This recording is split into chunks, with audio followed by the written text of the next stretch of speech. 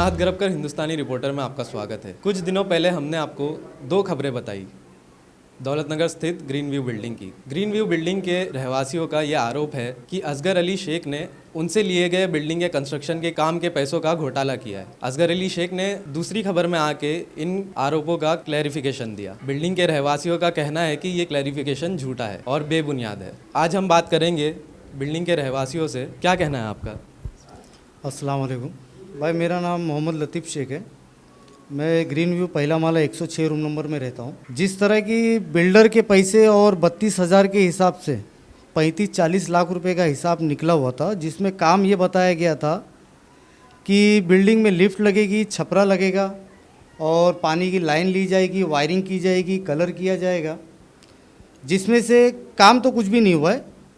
और इनको जब भी कहीं बात करना होता तो ये बताते कि ये सारे आरोप बेबुनियाद है, कि मतलब ये मुझ पे बेबुनियाद आरोप लगाए जा रहे हैं। तो अगर ये बेबुनियाद है तो भाई इसकी बुनियाद किधर है वो हम जानना चाहते हैं। कि अगर आपकी नज़र में बिल्डिंग का सारा काम हो चुका है, पैसा भी कम पड़ गया है, तो ये जो काम आपने पूरा ख़त्म किया है तो ये ख़त्म हुआ है, तो ये वायरिंग किधर है, ये कलर किधर है, ये लिफ्ट किधर है, ये छपरा किधर है, ताकि हम भी उसको यूज़ कर सके भाई। और जिस तरह बताते कि भाई बिल्डिंग वालों ने 6 महीने का टाइम लेके 1.5 साल में पैसा टुकड़ों में दिया है, तो मतलब तुम तो पैसा लेकर प्लस टेनेंट लोगों को बेइज्जत कर रहे हैं हर जगह कि 1.5 साल में पैसा मिला है, 1.5 साल में मिला है। अरे 1.5 साल में लेकिन मिला तो है, उसमें कुछ गरीब भी है जो डेली कमाने खाने वाले, वो कहाँ से देंगे पैसा? थोड़ा थोड़ा जमा करके कोई जेवर बेचा, कोई कर्जा लिया, किसी ने अपना घर भाड़े पे चढ़ा के डिपॉजिट उठा के दिया है, तो पैसा तो आपको मिला है, इसमें कोई डाउट नहीं है। ये चीज़ तो आप भी एक्सेप्ट करो कि पैसा मिला है। तो पैसा मिला है, 1.5 साल में मिला है, तो मतलब आप काम नहीं करोगे, मतलब उनकी कोई इज्जत नहीं है। आप सोनोग्राफी करो और बच्चे को 1 तारीख का डेट देके 30 तारीख को पैदा होता तो क्या आप उसको एक्सेप्ट नहीं करोगे? 6 महीने का टाइम लेके 1.5 साल में पैसा मिला तो आप बिल्डिंग का काम नहीं करोगे, मतलब एग्जाम्पल यही हो गया। तो काम तो आपको करना ही था ना। और अगर आपको लग रहा है कि ये बेबुनियाद है तो आप अपनी तरीके से काम शुरू करवा दो। पैसा लेट मिला या टाइम पे भी मिला, पैसा तो मिला है, ऐसा तो नहीं कि पैसा नहीं मिला। और अगर आपको पैसा लेट मिला था, आप काम रोक देना था कि भाई पैसा नहीं आ रहा है मुझे, मैं काम नहीं करता, मेरे बस का नहीं है। और फिर आप मुझे बताते हो कि मैं 25 तारीख की मीटिंग में जिस तरह बोला गया कि भाई मैं 2016 में सोसाइटी मीटिंग रख के सारा हिसाब मैं दे के गया। अगर आपने सारा हिसाब दे कर गया है तो अब आप क्यों बोल रहे कि मेरी 4 नंबर की फाइल बाकी है? आप मेरे को पिछले फ्राइडे ईद मिलादुन नबी वाले दिन चौकी में सोसाइटी को पेपर हैंड ओवर करने वाले थे हिसाब किताब का। तो जब आपके पास पेपर ओके नहीं है तो आप फिर टाइम क्यों लगा रहे हो? इस बात को 10 दिन हो गया, पेपर हमको मिला नहीं है। और 2016 में जब आपका पेपर रेडी नहीं तो आपने 2016 में कौन सा पेपर सोसाइटी को दिखा के गए? मतलब आपके पास खुद के पास कोई हिसाब नहीं है। अब उसी हिसाब में तोड़ मड़ोड़ के उसमें क्या जोड़ना है, क्या घटाना है, ये सब आप बताकर अपने हिसाब से पेपर ओके करोगे। मतलब आप काम नहीं करोगे, सिर्फ पेपर ओके करोगे। तो ये कोई तरीका नहीं हुआ भाई, ये काम करने का कोई तरीका नहीं हुआ। अगर आपको, हम तो भाई आज भी आपको असगर भाई बोलते, आप बहुत ईमानदार हो, तो भाई ईमानदारी दिखाओ, काम को उसको पूरा अंजाम दो। पैसा खाकर उल्टा तुम सोसाइटी को बदनाम करते फिर रहे हो, ये कोई तरीका नहीं हुआ। और रहा आपसे काम निकलवाने की, तो भाई इंसाफ तो जहाँ से मिलना चाहेगा हम वहाँ से निकाल के लेंगे। जिस कोने से निकालना चाहे हम उस कोने से इंसाफ लेंगे, चाहे हमको जहाँ तक भी जाना पड़े जाएंगे, क्योंकि ये हक वाली लड़ाई है और हमको लड़ना है, आपको तो देना ही पड़ेगा। हमारे साथ ग्रीन व्यू बिल्डिंग के एक और रहवासी मौजूद है, उनसे भी हम बात करेंगे। क्या नाम है आपका? जी अस्सलाम वालेकुम, मेरा नाम आसिफ अब्दुल गनी है और मैं एक्टिव मेंबर हो चुका हूँ यहाँ पर। जो कि यहाँ पर MUA के अंदर हम लोग 4 मेंबर सोसाइटी ने अप्रोच किए थे कि चारों मेंबर ये मिल के हम लोग काम कर को संभालेंगे। उसमें सबसे पहला नाम असगर अली का था, जो कि फ्लैट उनका नहीं था, उनके भाई का था। लेकिन फिर भी बिल्डिंग वाले लोग ने कहा कि भाई असगर अली को ले लो, कुछ बातें थी तो हमने ले लिए। दूसरा नाम था सलमान भाई का, और तीसरा नाम था अजीम मापकर का, और चौथा था मेरा, जो कि इस टाइम पे मेरे पास पेपर मौजूद है और पेपर में बाकायदा नाम है। इन्हें वर्बली बात नहीं कर रहा हूँ मैं, ये लोगों को दिखाना चाह रहा हूँ कि इसमें देखिए नाम है एक्टिव मेंबर में,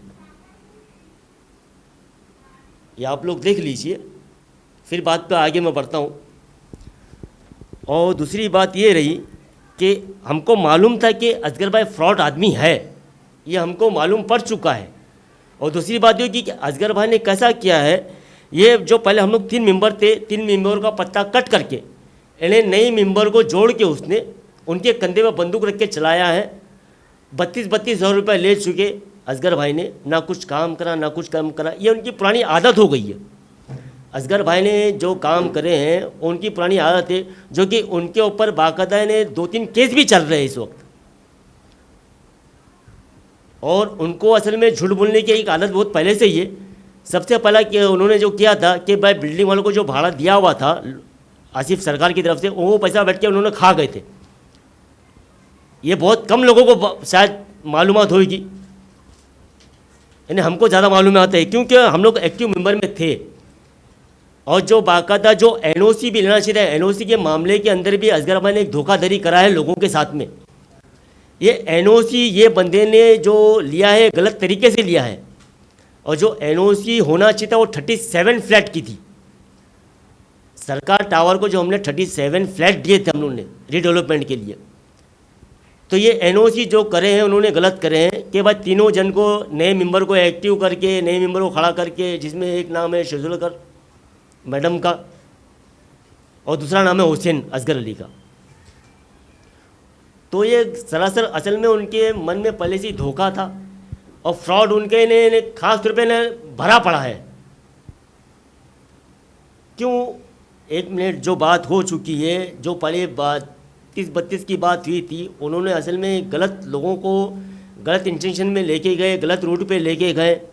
और दूसरी बात है कि जो आसिफ सरकार की तरफ से 22.5 लाख रुपए का जो बकाया था, ये बात हुई थी कि सरकार की तरफ से जो 22.5 लाख रुपए आने वाला है, पहले उससे काम को अंजाम दिया जाएगा, उसके बाद जो कुछ कम पड़ा तो पैसा निकाला जाएगा। और जो कि उन्होंने यहाँ पर एक लेटर दिया था, वो लेटर के ऊपर मैं लोगों का ज़ेरे गौर करना चाहूँगा कि लेटर के ऊपर लिखा हुआ है कि यहाँ पर एक टोटल काम 20 लाख रुपए का है। टोटल काम, पूरा काम 20 लाख रुपए का है। और उनके पास तो माशाल्लाह ने आप लोगों की दुआओं से भाई 28 लाख रुपए के करीब आ चुका है, फिर भी काम को उन्होंने अंजाम नहीं दिया। हमारे साथ ग्रीन व्यू बिल्डिंग के हुसैन भाई भी मौजूद है, क्या कहना चाहेंगे हुसैन भाई? अस्सलाम वालेकुम। जैसे कि असगर भाई कल यहाँ पे आए थे, उन्होंने बयान दिया था कि मुझ पर उन्होंने पहली बात तो पर्सनल अटैक किया था। सोसाइटी के माध्यम से कोई बात ही नहीं हुई। उन्होंने पर्सनल अटैक किया कि भाई इनके पास में बिल्डर के पेपर नहीं है और ये जबरन रह रहे हैं, इनके पास में दुकान के पेपर्स नहीं है, जबरन रह रहे हैं। उन्होंने चीज़ यहाँ पे बोली थी। अभी मैं आपको ये चीज़ बताना चाहता हूँ, मैं भी पूरे पेपर्स लेके आया हूँ। जैसे कि ये एक नोटिस है, ये मुमर समाचार में असगर भाई ने खुद दी थी 2015 में। इसमें इन्होंने लिखा है कि सरकार कंस्ट्रक्शन और डेवलपर्स के एनओसी देने के बाद जो भी राइट्स है उनके जो भी पेपर और नल वाइड हो चुके हैं, उसकी कोई मान्यता कोई वैल्यू नहीं है। और उन्होंने लोगों को ये चीज़ बताई कि एक एक घर बिल्डर ने 4-4 लोगों को बेचा है, तो हमको नया पेपर बनाना पड़ेगा लैंडलॉर्ड को लाके, बिल्डर को हटा के, जिसके लिए उन्होंने लैंडलॉर्ड को बुला के लोगों को पेपर बना के दिया। आज वो आगे जब कल बोल रहे हैं कि इनके पास में बिल्डर का पेपर नहीं है, तो मैं उनसे पहले ये पूछना चाहता हूँ कि अगर बिल्डर की पेपर की कोई मान्यता नहीं थी तो उनको लैंडलॉर्ड को लाके सोसाइटी के अकाउंट में जो उन्होंने 1.5 लाख का हिसाब, कुछ लाख से 1.5 लाख रुपये खर्चा बताया पेपर बनाने का, तो उनको लैंडलॉर्ड को लाके पेपर बनाना नहीं चाहिए था कि बिल्डर की पेपर की इतनी वैल्यू है तो। और जहाँ तक रही पेपर की बात, तो मैं इनको दिखा दूँ कि मेरे पास में बिल्डर का पेपर और प्लस लैंडलॉर्ड से बनाए हुए पेपर, दोनों पेपर मौजूद है। ठीक है, इसके साथ मेरे पास में मेरे घर के शॉप नंबर 1 का टैक्स, फ्लैट नंबर 604 का भरा हुआ टैक्स, फ्लैट नंबर 302 का भरा टैक्स, और ये दुकान की रिसीट जिस पे असगर भाई की खुद की साइन है कि उन्होंने 32,000 रुपये लिया था, ये उसकी रिसीट है। तो विद पेपर टैक्स पेड के साथ मेरे पास पूरी चीज़ें बाकायदा मौजूद है। दूसरी बात मैं आपको चीज़ बताना चाहता हूँ कि ये बिल्डर की रिसीट है मेरे पास में। मैं आपको बताना चाहता हूँ कि मैंने पूरे पेपर वाइट में, पूरे पैसे वाइट में दिए चेक्स के साथ। अब मैंने एक इल्ज़ामात उनके ऊपर लगाया था कि उनका जो 500 का एरिया है जो उन्होंने कब्जा करके बैठा हुआ है, मेरे पास में तो वाइट में पूरे चेक्स के साथ में पूरे पेपर्स की कॉपी है, मैं ऑन पेपर दिखा सकता हूँ। आपने वो 500 के एरिया का पेमेंट आपने बिल्डर को कब किया, या बिल्डर ने आपको लिखत में दिया है कि आपको पेपर दिया है, या आपने चेक के थ्रू पेमेंट दिया, कैश, उसकी रिसीट है, आप आके वो सोसाइटी की मीटिंग में बताएं। अब हम लोग, और दूसरी बात, आप जो पर्सनल अटैक कर रहे हैं असगर भाई, आप पर्सनल अटैक ना करें, ये सोसाइटी का मुद्दा है। आपको पर्सनली मुझसे कुछ दिक्कत है, मैं फ्लैट नंबर 304 में रहता हूँ आपके नीचे, आप घर पे आके, या ये वैसे भी सिविल मैटर है जैसे कि गुगे साहब ने बोला था, तो आप कोर्ट में आके वहाँ पे प्रूफ करिए, मैं भी आप वहाँ पे पेपर प्रूफ करूँगा, मैं भी वहाँ पे आके चीज़ें प्रूफ करूँगा कोर्ट में आके, ये सिविल मैटर है। तो आप यहाँ पे अगर आप आते हो, जैसे आपने कल यहाँ पे आए थे, तो आप जो भी मुद्दा कर रहे हो आप सोसाइटी के माध्यम से ही बात करो, आप पर्सनली अटैक मत करो। यहाँ पे जितने लोग आए हम सोसाइटी वाले मिलके आए, ये मुद्दा सोसाइटी का है, कोई पर्सनल अटैक का मुद्दा नहीं है। आप समझ रहे हो इन चीज़ों को। जैसे कि भाई एक असगर भाई ने स्टेटमेंट दिया था कि बिल्डर से जब इन्होंने एनओसी लिया था, उसमें दिलसा सेजवालकर और मैं उनके साथ में शामिल थे, ये बात सही है, हम उनके साथ में शामिल थे। पर उन्होंने कल एक स्टेटमेंट दिया था कि बिल्डर ने पहला बोला था उस घर को बेचना है, मेरा बकाया पैसा निकाल के बिल्डिंग को कंप्लीट करना, अगर कुछ बचे तो 32,000 पर निकालना। ही असगर भाई का स्टेटमेंट है, वो दोबारा देख सकते हैं जो उन्होंने स्टेटमेंट दिया है।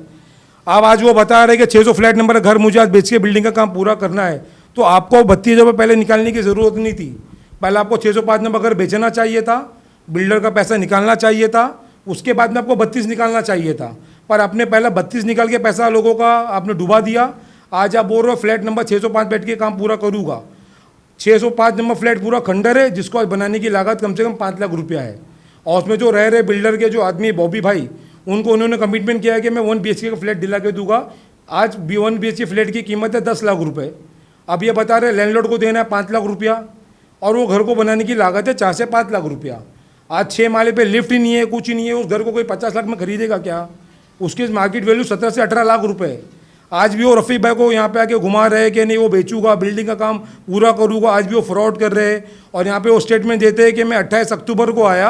आप 28 अक्टूबर को नहीं भाई, आप 28 सितंबर को आए थे। आप ये भी चीज़ झूठ बोल रहे हो, समझ रहे हो।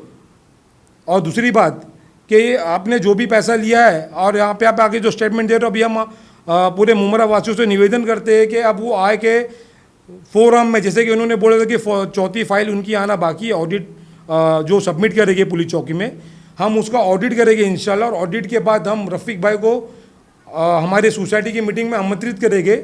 जैसे वो पीछे जाके सफाई कर रहे, वो कैमरे के सामने जो एक्टिव मेंबर्स है और जो सोसाइटी के लोग हैं, उनको आके वो क्लियरिफिकेशन दे और सर्टिस्फाइड करे। और मैं रफ़ीक भाई को भी रिक्वेस्ट करूँगा कि आप आके उस फुटेज को डालें कि मुमरा वासियों को दूध का दूध और पानी का पानी पता चले कि क्या चीज़ सच है क्या झूठ है। पेपर्स तो मैंने भी बहुत सारे लेकर आए, ये पेपर्स है, यहाँ पे भी पेपर्स है। अगर मैं कामों के एक ट्रक भर के मैं पेपर्स ला के खड़ा कर दूँ, वो कोई मान्यता नहीं होती। और हमने आपको एफिडेविट बनाने ये करने के लिए पैसा नहीं दिया था, बिल्डिंग का काम पूरा करने दिया था, पेपर वर्क के लिए नहीं दिया था। हम आपके साथ जुड़े थे, हम आपके साथ हर काम में खड़े थे, हमने काम भी देखा, ऐसी बात हमने नहीं देखा। हमारे पैर के नीचे ज़मीन जब खिसकी, जब हमने वो हिसाब को देखा कि इतने काम पर इतना पैसा कैसे हो सकता है, तब जाके विवाद खड़ा हुआ। आप जो बोलते हैं कि हम जुड़े थे, हम बोलते हैं हम आपके साथ में जुड़े थे, हमने पेपर में साइन की, बिल्डिंग की भलाई के लिए किया। हमको ये नहीं पता था कि आगे जाके आप उसको हमारे खिलाफ फ्रॉड में यूज़ करोगे। तो आपके पेपर जो बेबुनियाद है, आप एक ट्रक भर के पेपर लाओ, कोई मायने नहीं रखता। आपने जिस काम के लिए पैसा दिया है, आप मुमरा यहाँ से नगरी से या यहाँ के किसी भी फर्द को आप ला के बिल्डिंग को दिखाओ और आप उससे पूछो कि यहाँ पे 30 लाख का काम आपको दिखता है क्या। अगर वो एग्री करता है तो हम लोग आपको ये पैसा माफ़ कर देंगे कि भाई हमने आपको पैसा नहीं दिया और हमको उससे कुछ काम की ज़रूरत नहीं है। दूसरी बात, आपने जो ग्रिल लगाया, आपने सोसाइटी से कोई परमिशन नहीं लिया और आप झूठ बात करते हो कि मैंने 2 फीट घेरा है, आपने 4 फीट की जगह घेरी है। चाहो तो मैं रफ़ीक भाई को या किसी को भी बुला के मपा सकता हूँ। अगर 2 फीट आप जैसा बोलते हो, पहली बात तो वो इलीगल ही है, अभी भी इलीगल है। अगर आप बोलते हैं 2 फीट है तो मैं आपका जो भी ग्रिल का खर्चा वो भी सोसाइटी आपको पैसा पेड कर देगी।